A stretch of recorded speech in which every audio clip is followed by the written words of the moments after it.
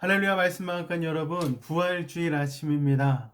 오늘 주님 우리에게 주신 놀라운 부활의 능력을 삶 가운데서 실천하시고 승리하시는 귀한 성도 되시기를 예수님으로 부탁을 드리겠습니다. 이 시간 다 같이 부활주일 은혜 받으실 말씀은 마가복음 16장 6절로 7절까지의 말씀입니다. 말씀 봉독하겠습니다. 청년이 이르되 놀라지 말라. 너희가 십자가에 못 박히신 나사렛 예수를 찾는구나. 그가 살아나셨고 여기 계시지 아니하니라. 보라, 그를 두었던 곳이니라.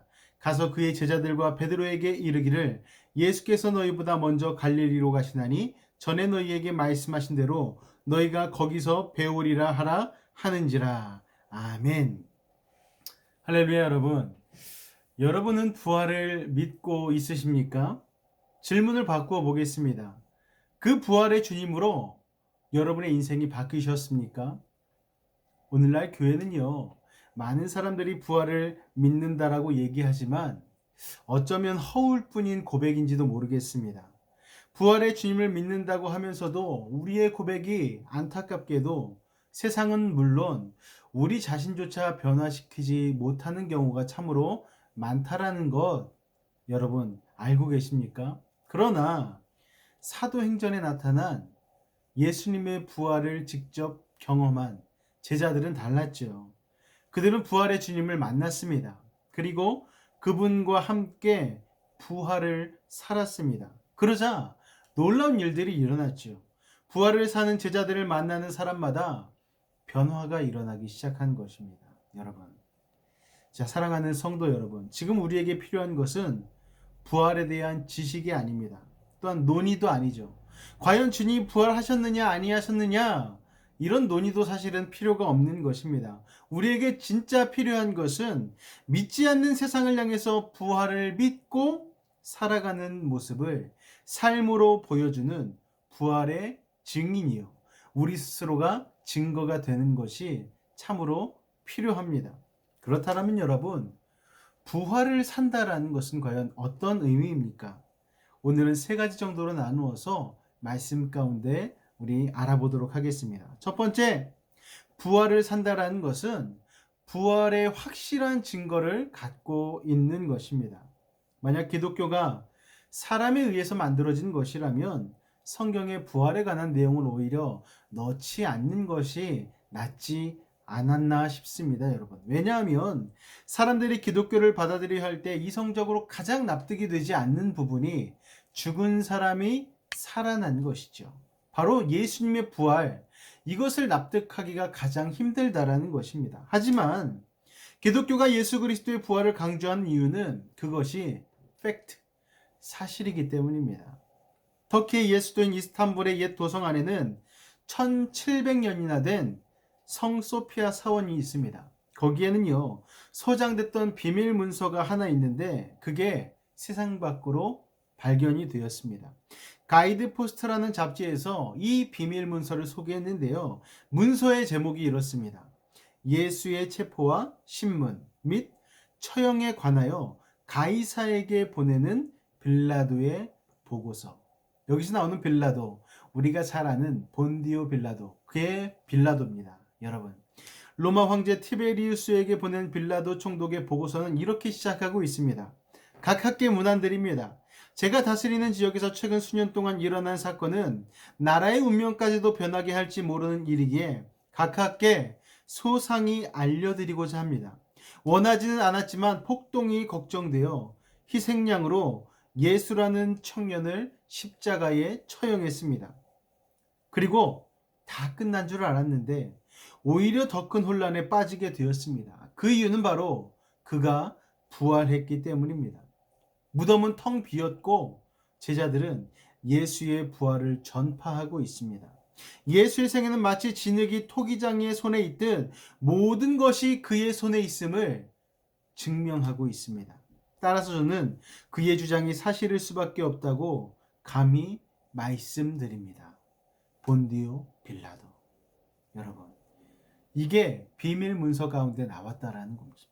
부활에 대한 증거는요, 이것 외에도 참으로 많이 있습니다. 그러나 가장 확실한 증거가 된 것은 무엇이냐면 비밀 문서도 아니고 다른 어떤 증거도 아닌 바로 예수님의 부활을 전하는 제자들의 삶이었다라는 것입니다. 즉, 제자들이 바로 부활의 증인이자 증거가 되었다라는 것이죠, 여러분. 자신들이 믿고 따르던 예수님께서 로마 군인에게 잡히시고 십자가에 달리시자 예수님의 제자들은 모두 다 도망쳐 버렸습니다. 그런데 그랬던 그들이 갑자기 생명을 걸고 죽음을 무서워하지 않고 두려워하지 아니하고 예수가 부활하셨다는 것을 전하기 시작합니다. 여러분, 이것보다 더 확실한 부활의 증거가 어디 있겠습니까?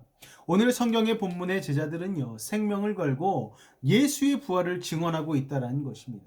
십자가 앞에서 죽을까 두려워 도망쳤던 제자들이 예수를 부인했던 제자가 예수를 죽인 사람들 앞에서 두려워하기는커녕 담대하게 예수 그리스도의 다시 살아나심, 즉 부활을 증언하고 다닌다는 것이죠. 여러분, 갑작스레 이렇게 제자들이 변한 이유가 무엇일까요? 그것은요, 다른 것이 아니라 그들이 부활에 대한 확실한 증거가 있었기 때문입니다. 그 증거가 무엇입니까?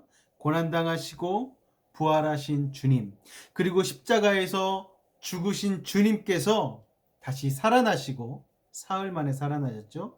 그리고 무려 40일 동안 제자들과 함께 생활하셨다는 것입니다. 여러분, 그들에게 그것보다 더 확실한 증거가 어디 있겠습니까? 돌아가셨던 주님이, 확실히 무덤에 장사 지내드린 주님이 부활하셔서 나타나셨습니다. 그들과 함께 식사도 하시고 얘기도 나누시고 심지어 자신의 못자국을 만지게도 하셨습니다. 무려 40일간 자신을 제자들 앞에 가감없이 드러내시고 같이 생활했다라는 것입니다. 그러니 그들은 확실한 증인이 될 수밖에 없었던 것이죠. 여러분, 맞습니다. 부활을 산다는 것은 부활의 증거를 확실히 믿고 살아가는 것입니다. 그렇다면 여기서 한 발 더 나아가서 부활을 산다라는 것은 무엇을 의미하는 것일까요? 두 번째죠. 부활의 주님을 날마다 경험하고 있다는 것입니다. 부활은요, 저먼 2000년 전의 과거가 아닙니다, 여러분. 바로 이 순간에도 우리는 부활의 능력을 경험하게 되어집니다. 바로 부활이 현재 진행형으로 진행되고 있다는 것입니다. 그것은 부활하신 주님께서 지금도 살아계셔서 우리의 삶 가운데에 부활의 능력으로 함께 하시기 때문입니다. 사도행전 1장 3절을 보면은요, 제자들은 40일 동안 부활하신 예수님을 만났습니다. 직접 눈으로 보았습니다. 부활하신 주님을 만졌습니다. 부활하신 주님을 경험했습니다. 하루 이틀이라면 환영을 보았다라고 얘기할 수도 있겠죠. 그런데 4일도 아니고 무려 40일 동안 부활의 주님을 경험했다라는 것입니다. 유진 피터슨 목사님의 부활을 살라라는 책에 보면 한 여성의 이야기가 나옵니다. 그녀는요, 보수적인 신앙을 가진 가난한 집안에서 학대를 받으며 자랐습니다. 견딜 수 없어서 가출을 했어요. 18살에 임신을 하게 됐습니다. 가출한 이후에 신앙을 가진 적 없었던 자매였지만 이 생명을 잉태한 순간만큼은 이 생명을 하나님께서 자신에게 허락하여 주셨다는 것을 깨달았습니다. 하지만 이 깨달음도 잠시, 아이를 낳고서 몇 주 그녀는 완전히 신앙이 무너지고 말았습니다. 생명을 낳았지만 어떻게 키워야 할지 앞이 캄캄했기 때문입니다. 아는 것이 하나도 없는 상태에서 새로운 생명이 탄생했지만 키울 수조차 없는 열악한 상황에 의해서 그녀는 괴로웠습니다. 다시 술을 마시기 시작했고 알코올 중독자가 되었습니다. 이어서 마약까지 손을 대게 되었습니다. 그리고 그렇게 힘들게 살다가 20년이 지난 어느 날 우연히 텅 비어있는 한 교회에 들어가게 되어집니다. 그리고 놀랍게도 이 텅 비어있는 예배당에서 살아계신 주님을 만나게 되었습니다. 이 여성의 인생은 바뀌기 시작했습니다. 아무리 힘들고 어려워도 아이와 함께 주님을 따르려고 몸부림치기 시작했죠. 그런데 이 여성을 힘들게 하는 것이 있었습니다. 바로 무엇이냐면 다른 곳이 아닌 교회였다라는 것입니다. 환영받지 못해서가 아니었습니다. 극적인 회심을 한 그녀를 교회는 대대적으로 환영해 주었습니다. 그러나 교회들은 예수님의 이름으로 새 생명을 얻는 것은 알아도 그 생명이 어떻게 자랄 수 있는지, 어떻게 부활의 증인으로 살아갈 수 있는지에는 관심도 없었고 능력도 없음을 이 여인은 그 교회에서 깨닫게 되었습니다. 그녀는 이렇게 고백합니다. 그들은 예수님을 따르는 것을 제외한 모든 종교적인 행위를 하고 있었습니다. 여러분, 기억하시기 바랍니다. 교회는요, 부활을 기념하는 곳이 아닙니다. 여러분, 교회는요, 부활의 능력을 가지고 부활의 증인으로서, 증거로서의 삶을 사는, 즉, 부활을 사는 사람들의 공동체라는 것을 여러분 기억하시기 바랍니다. 예수님의 부활을 믿으며 그 부활의 능력이 삶 가운데 드러나는 것이야말로 부활을 사는 인생이라고 이야기할 수가 있습니다. 여러분, 삶으로 부활을 누리시기 바랍니다. 사망 가운데서 승리하신 예수 그리스도의 능력이 여러분의 삶을 회복시키시고 새로운 삶으로 인도함을 믿으시기 바랍니다. 주님의 부활로 인해 우리에게 주어진 그 삶을 늘 감사하며 늘 기뻐하실 수 있는 부활의 능력으로 살아가는, 부활을 사는 그리스도인이 되시기를 예수님의 이름으로 축원을 드립니다.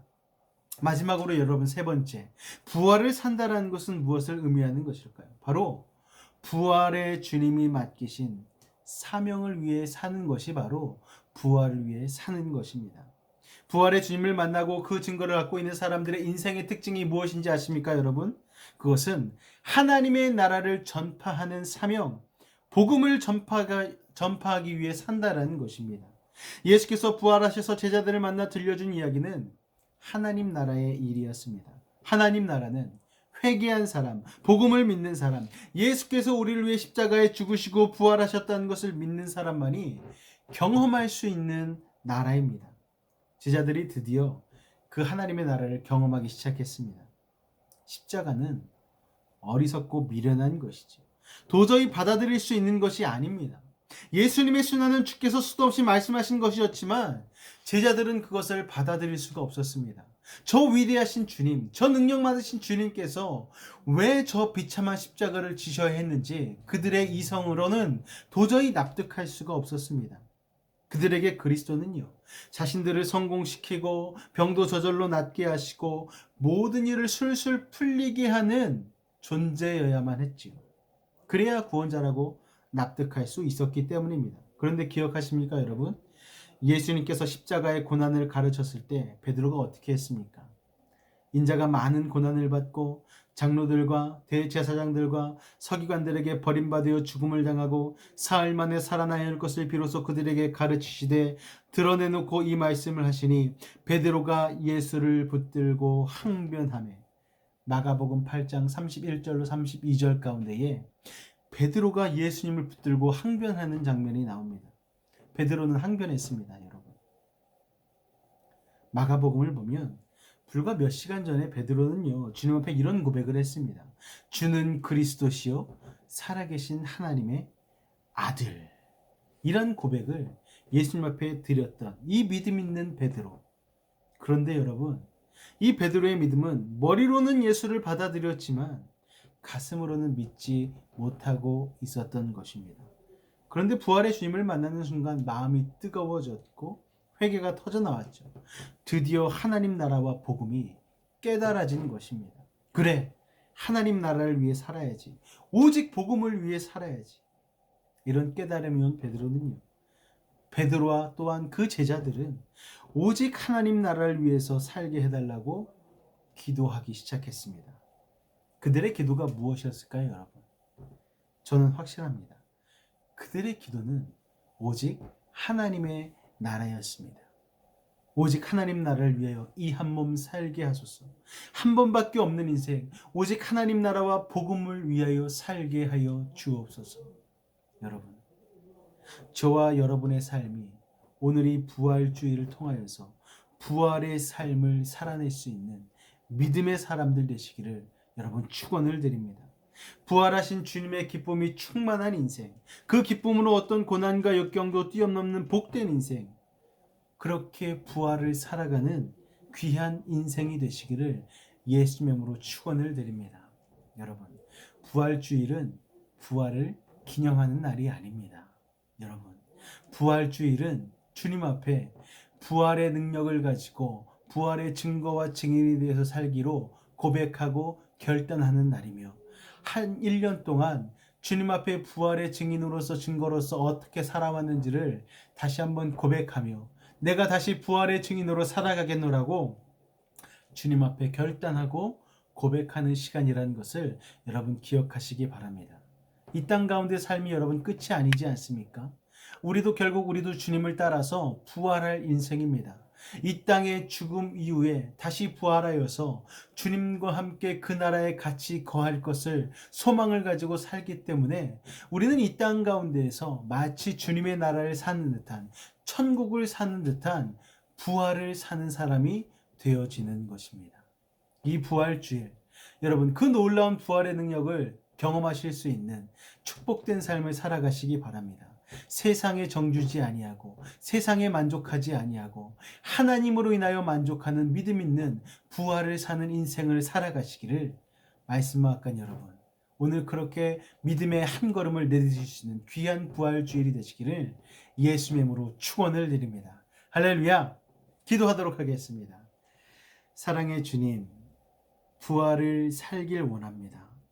그리하여 예수님의 부활을 온전히 깨닫고 그 부활의 능력으로 말미암아 예수님의 부활을 살아내기를 원합니다. 아버지 하나님, 이 땅 가운데 소망을 두고 살아가는 것이 아닌 아버지 하나님, 부활을 사는 인생답게 저 천국을 바라보며 저곳을 소망을 두고 살아갈 수 있는 믿음의 사람들 되어질 수 있도록 주님 함께하여 주옵소서. 세상이 어렵고 힘든 가운데 있습니다. 아버지, 코로나로 인하여서 여러 가지 경제적인 압박으로 인하여서 삶에 찾아온 어려움들로 인하여서 우리는 날마다 어려운 삶, 근심과 낙심 가운데 살 수밖에 없지만 그럼에도 불구하고 부활하신 주님으로 인하여서 그 부활의 능력을 덧입음으로 말미암아 우리는 어려운 가운데서도 천국을 살아낼 수 있는 부활을 사는 사람들이 될 수 있음을 고백합니다. 성령이여, 우리를 붙잡아 주시고 부활의 능력으로 새롭게 하여 주옵소서. 이 험난한 코로나19 가운데서도 아버지 하나님, 온전히 부활의 능력으로 소망을 품고 살아가게 하여 주옵소서. 어려울 때일수록 지갑을 열게 하시고 어려울 때일수록 많이들을 서로 도와가며 살아갈 수 있는 빛과 소금의 역할을 감당할 수 있도록 주님 우리에게 부활의 능력을 허락하여 주옵소서. 부활을 살게 하여 주옵소서. 주께서 함께 하심을 믿사오며 예수님의 이름으로 기도하옵나이다. 아멘. 할렐루야. 새롭게 다가온 한 주부터 시작하여서 이 부활의 삶을 살아낼 수 있는 믿음의 말씀과 같은 여러분 되시기를 예수님의 이름으로 축원을 드립니다.